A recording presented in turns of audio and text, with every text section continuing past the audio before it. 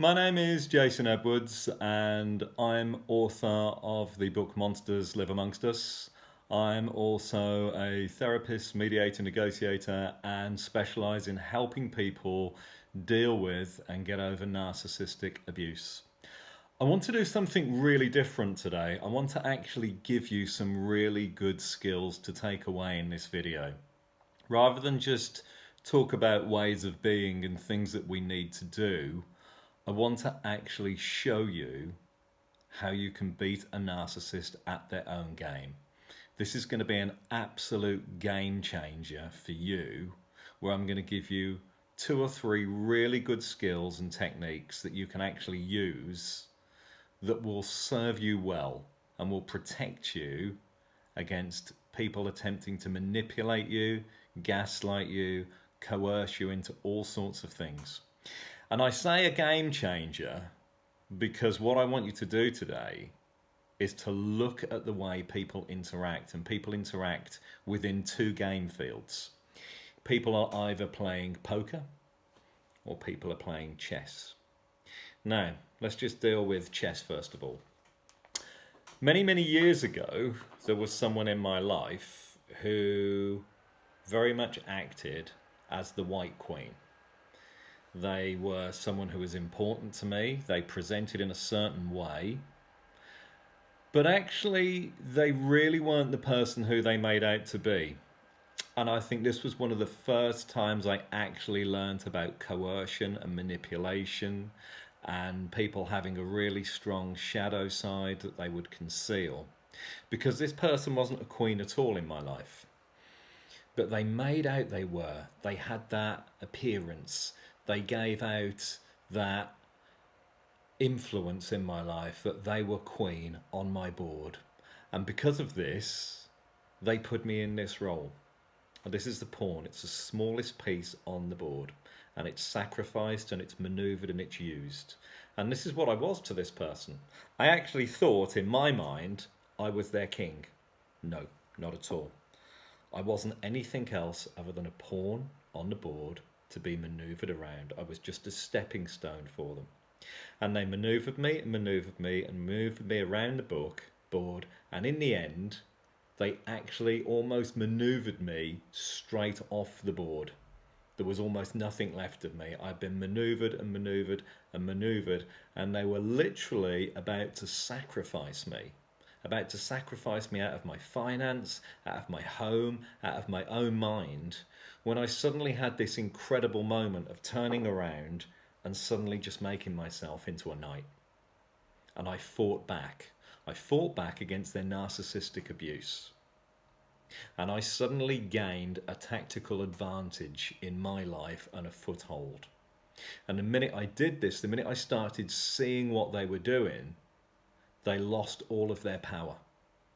And this is what I want to teach you today, is I want to open your mind up to the fact that you really can go from being the pawn, the smallest piece on the board, to actually a king or a queen. Because remember, if a pawn makes it all the way across the board, it can become the most powerful piece on the board.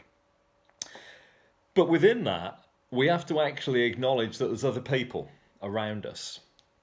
And one of the things I discovered in my life was when I went off to study as a mediator, I always thought that people played this game of chess. I always thought it was a really tactical game, life. So I would always look on people as various pieces, and the things in my life I always kind of considered like this piece here, the castle, represented things like my home, my car, my finances, or stability, solid, stable things. I then had other people in my life who I saw as good people, protectors, knights who would be around me. And I always valued them quite highly. I also saw that in life other people could be bishops, like wise advocates, people who we go to in time of needs. And I suppose this is a role I try and fall and fit into now for other people, is actually the wise bishop, trying to teach people things about life. So we do have all of these people in lives. We have all of these different players and they're set up on the board. Now, generally, we don't gameplay because we're decent people.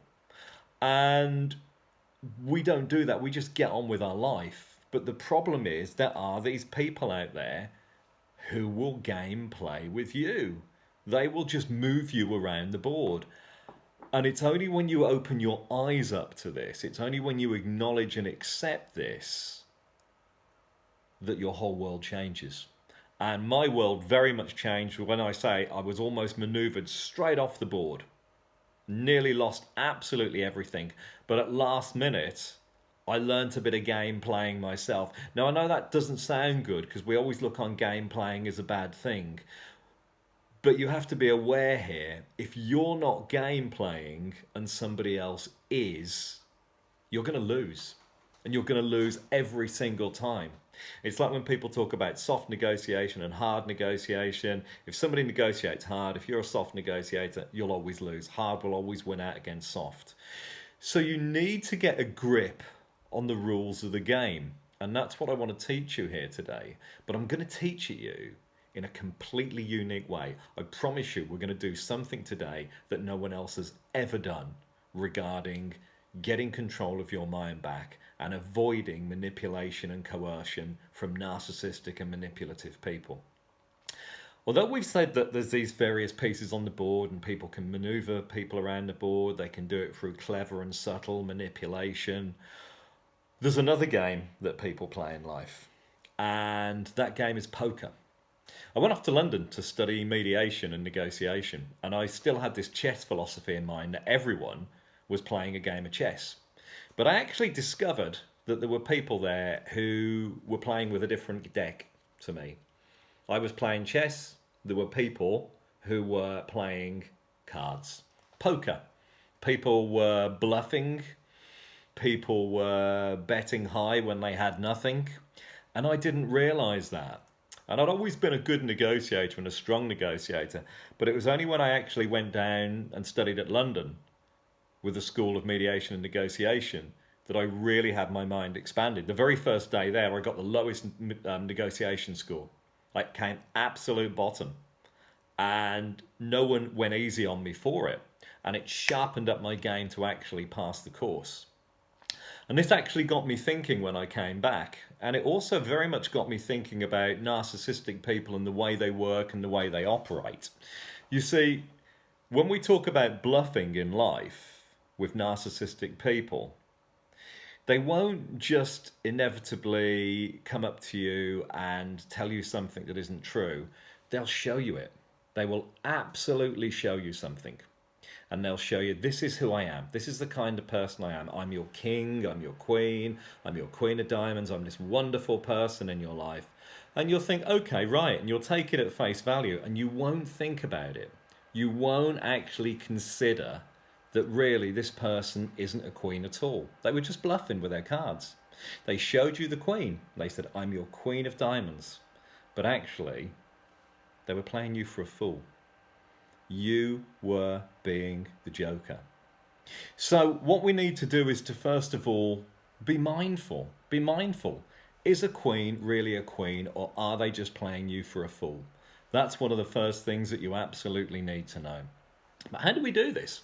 How do we find out if people are playing games with us? How do we find out if people are bluffing? Well, this is the one thing that I discovered that really worked well for me, and it works every single time. And I wrote about it quite extensively in my book, but I want to teach you today what I actually put in my book. If somebody's going to come up to you and they're going to go, let's bluff. Let's use my cards against you. If they're going to come up and they're going to play poker, they're going to hide their real intention. You need to change the game. Now, when we talk about changing the game, I don't mean how the game is played. I mean, you change the game entirely. So when someone comes up and they have their cards and they're going to play poker, you don't play poker back. You're going to play chess while they play poker. Now, how difficult is it going to be for someone to actually manipulate you if not only are you refusing to play their game, you're actually playing your own game. You're actually playing a different game. So when they bluff and hide cards, play chess and move the pieces. So how do we do this? Let me give you an example. Let me give you the best example I can. If somebody's going to coerce you into something and you feel that you're being manipulated, they're hiding some cards. They're just holding some cards up and you don't know what they are, but they're telling you everything and they're showing you nothing. You need to see their cards because someone's telling you, I've got two aces here. This is absolutely the cards that I hold. Most of the time we just go with it. But you need to start developing a stronger mindset. You need to start making your mind really strong so you can actually uncover what the cards really are. So you need to actually start centering, focusing, thinking about having a nice, strong mindset. That's the first step. That's the first foundation. I always recommend to people that they actually practice wellness, meditation, mindfulness, anything where people can become much calmer, anything where people can gain control of their own mind is definitely going to help. When we do that, we can actually move towards the next step. And that is not having an emotional reaction to when people are bluffing. Because a lot of the time people will rush up and they'll try and put you in that emotional state and they'll go, quick, I've got these two cards, this thing's happening, you need to do this really, really quickly, this is really awful, and you'll get into that emotional mindset, you'll be dragged along with it, and you'll be thinking, right, I must react, I must respond, they've told me I've got to do this thing. Wait a minute, do you have to? Are they actually telling you the truth? Do you really know what cards they're holding? No, you don't. So, rather than you just go in and play poker with them, you're going to play chess. Don't buy into the bluff. Don't buy into the manipulation. And the best way we do this is our old friend reality.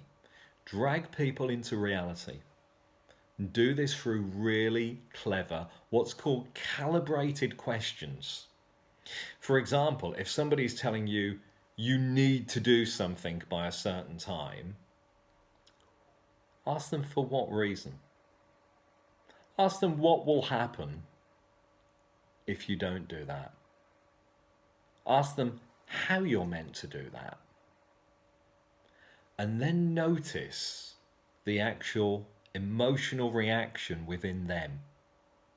Because if you're challenging someone, if they're coming up with their bluff and they're saying, I've got these really important cards here, if you're taking away their omnipotence for them, which narcissists hate, if they're saying these cards that I'm bluffing, I'm this registered psychiatrist, or I'm this brilliant solicitor, or I've got all this evidence and information in my life and you need to be buying into it, it's a bluff.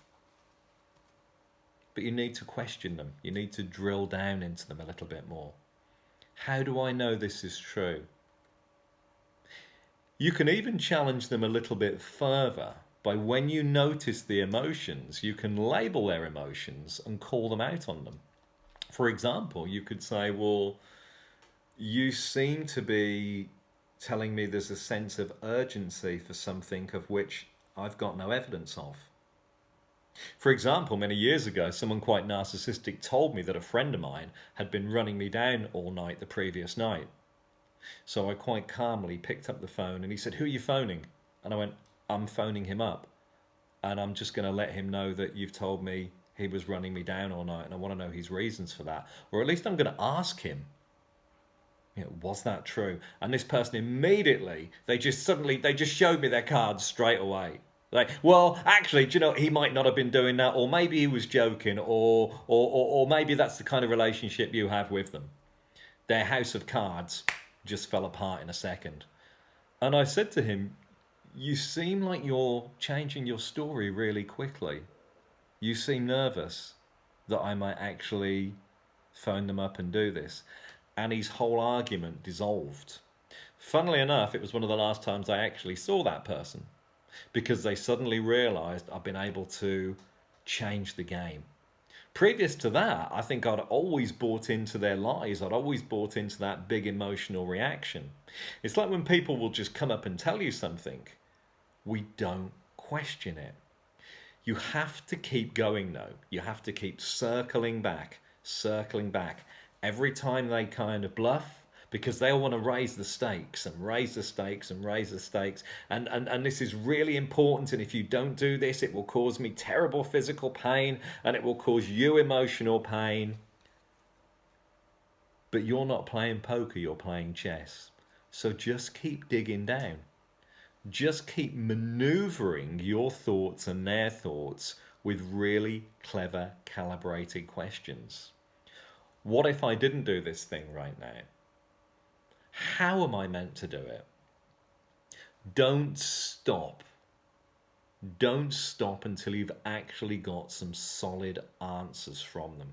Don't stop until they actually show you the cards, like this ex-narcissistic friend of mine did. Because it's so easy to beat a bluff when you're not playing poker.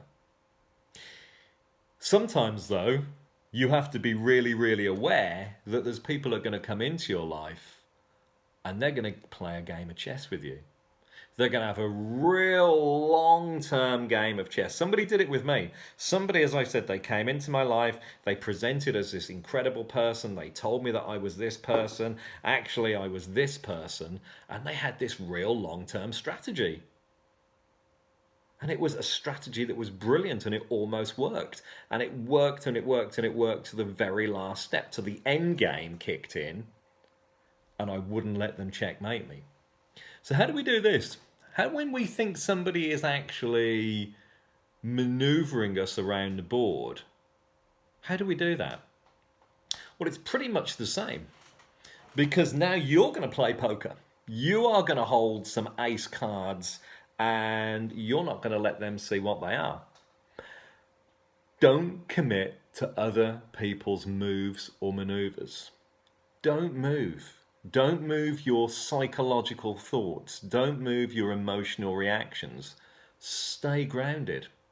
Question them. Ask them, what is the outcome that they're after from this? This was something I never did with a long-term narcissistic relationship.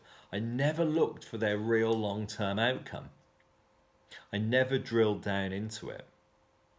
And I was never confident about doing the one thing that we absolutely should do every time. That was rejecting confidently their proposal or their suggestion. I always just went along with it. You know, if they said to me, go from A2 to A4, bang, I just did it without question. Go and do this, just went and did it. I never confidently drilled down. I never smiled and gave them a very firm and definite no. Now, there's a really great way you can actually do this without feeling obligated by the pressure. Because when someone's maneuvering pieces around the board, their whole game plan, their whole setup will rely on you doing something. But if you don't do it, you're going to really scupper their plans pretty quickly and they're going to have to try and change their tactics and their maneuvers. So don't justify the cards in your hand. When they're trying to maneuver you, don't justify your reasons for not doing something. Because the minute you do, they will try and come with a counter move. They will try and come with, well, I'm going to move this piece over here. That makes that now difficult if you don't do it. So don't allow yourself to be maneuvered. Even when they drill down, you've got to actually challenge that drilling down. You can call out their manipulation if you like. You could actually say, do you know what? I can see that this is really important to you and you really want me to do this. But actually, for me, I feel this would be more important. Now, you haven't exactly said no, but you can sense their reaction in them if they've not got the answer that they wanted. What would you actually encounter in a narcissistic person if you hit them up with your emotions and said, do you know what? Emotionally, that just doesn't feel like the right move for me. You know, playing my king of diamonds at the moment. That really doesn't feel like the right thing for me at this time. So I think I'm going to actually make a decision to do what I want to do. It's going to be difficult for them. They're going to find that really, really hard. And again, you can come back with, it seems like you want to actually get me to do something against my will here, despite the fact I've said it. Now, this is you being very clever because you're not really showing your cards.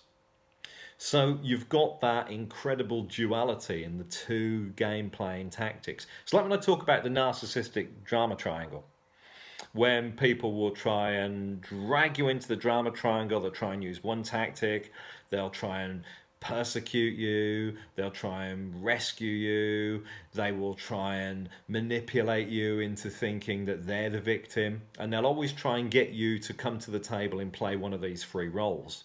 And what I actually say is, with the narcissistic drama triangle, it's 10 times worse, because you don't really see the reality of what they're trying to do. Don't go to the table and play. Or if you do go to the table, play a different game. That is one of the main secrets that I've actually found. That is my game changer. That's the game changer that changed my life. That is what got me to where I needed to be. It suddenly occurred to me in my life that something really bad was actually happening, because I'd never challenged this person in my life. I'd never challenged this narcissistic, abusive person. I hadn't just switched into that calm, centered zone of myself and calmly said to them, so you want me to do A, B, or C? How am I meant to do that? How is such a really strong, powerful word? It's fantastic when you're playing poker and they're trying to play chess. How am I meant to do that? Because I've got so much to do at the moment. You reflect it back to them in that calm voice, and you really watch them falter on the chessboard, which is great because this time you're holding cards that they can't actually see.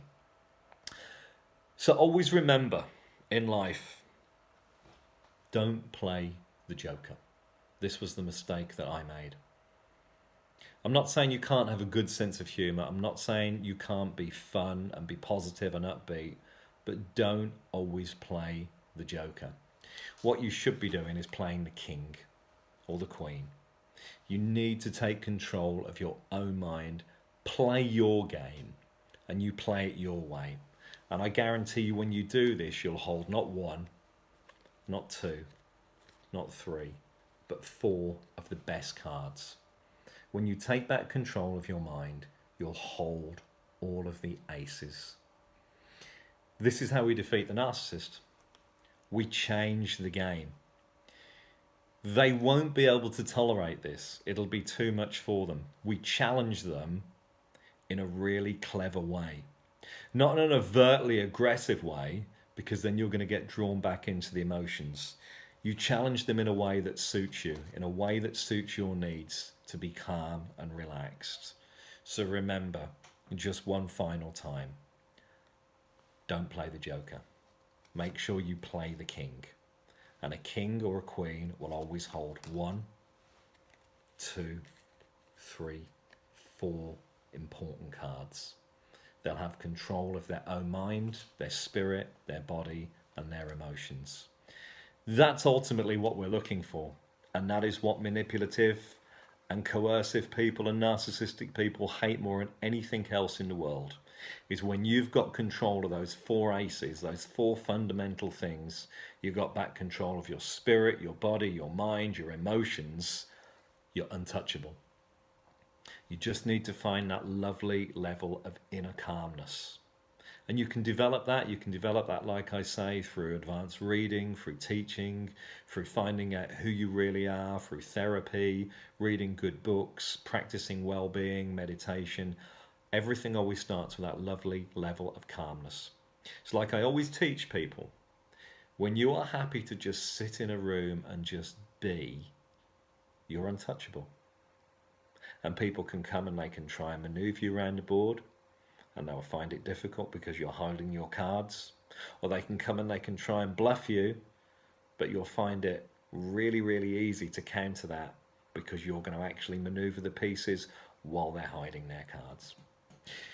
Hope you've enjoyed this. I hope you've learned something from this today that will really benefit you in your life. I know what it's like to be coerced. I know what it's like to be manipulated, both in a relationship and both at work. And it's horrible. You feel powerless. You feel like you've got no energy. You feel like you've got no strength. And people cause you to doubt yourself. Never, ever doubt yourself. Never doubt yourself for 1 minute. Get back control of your mind. And as I always say, seek reality and stay in it. Have a good day and take care.